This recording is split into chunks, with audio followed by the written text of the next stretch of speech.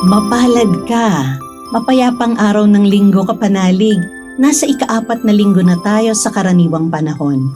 Ito po si Sister Rose Agtarap ng Daughters of St. Paul para sa mabuting balita. Pagnilayan natin ang Ebanghelyo ayon kay San Mateo.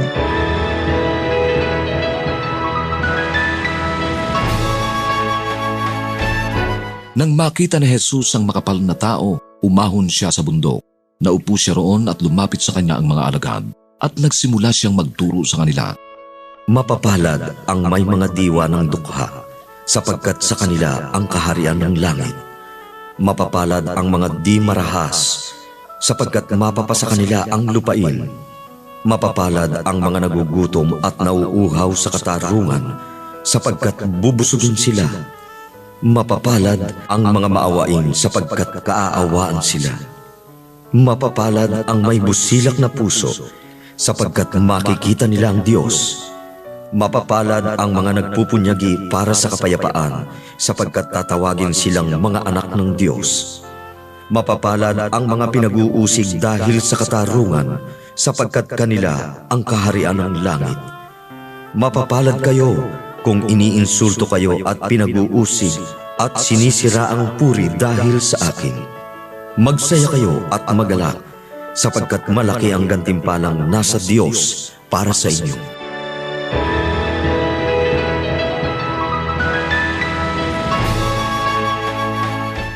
Ayoko nang walang tubig, ayoko nang mabaho, ayoko nang walang pagkain, ayoko nang putik. Ito ang linya ni Maricel Soriano sa pelikulang Kaya Kong Abutin ang Langit. One thing for sure, hindi ito romantic. Masakit ito. Totoo ito. Pero sa gitna ng ganitong realidad, may sinasabi si Jesus sa ating ebanghelyo na Beatitudes na tila mahirap unawain ng mundo. Blessed are you o mapalad kayo. Mapalad ang dukha. Mapalad ang umiiyak. Mapalad ang inuusig. Bakit nga ba mapalad? Hindi sinasabi ni Jesus na maganda ang paghihirap. Ang sinasabi niya ay hindi ka nag-iisa sa paghihirap dahil may Diyos na nakakakita, nakikinig at nangangako. Rejoice and be glad, for your reward will be great in heaven. Kung ikaw ay naghihirap, inaalipusta o iniiwan, hindi ibig sabihin ay talo ka. Malapit ka sa puso ng Diyos. Mga kapanalig, sa mundong nagsasabing swerte ang may pera at kapangyarihan, ang ebanghelyo ay nagpapaalala. Mapalad ang marunong magtiwala sa Diyos kahit walang-wala. Kaya magalak ka, kumapit ka, magpatuloy ka dahil ang gantimpala ay dakila. Amen.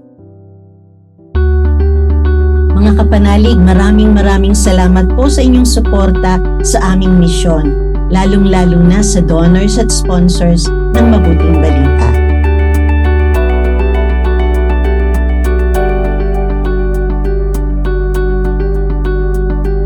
Subscribe, like, share, and follow po lines sa aming social media accounts. Patuloy po kaming humihingi ng inyong love offerings at donasyon upang maipagpatuloy namin ang programang ito at iba pang mga proyekto sa pagpapalaganap ng mabuting balita. Maaari niyo pong ipadala ito sa aming donations channels. Ipadala rin po ninyo ang inyong mga intensyon at kahilingan at nang maisama namin kayo sa aming panalangin araw-araw. Ito pong muli si Sister Rose na nag-aanyaya sa inyong manalangin. O mapagkalingang Birhen ng Lourdes, dumudulog kaming dumaranas ng mga karamdaman sa iyo, sapagkat ikaw ang taga-aliw ng mga nagdadalamhati at kalusugan ng mga may sakit. Lubos kaming nagtitiwala sa iyo. Taglay ang maalab na pananampalataya at pamimintuho, buong kababaang loob kaming sumasamo sa iyo para sa mga kapatid naming may karamdaman. Ilayo mo sila sa panganib at ibangon sa banig ng karamdaman upang sila'y makabalik sa paglilingkod sa iyong anak na nabubuhay at nagahari magpakailanman. Amen. Mahal na Birhen ng Lourdes, Ipanalangin mo kami.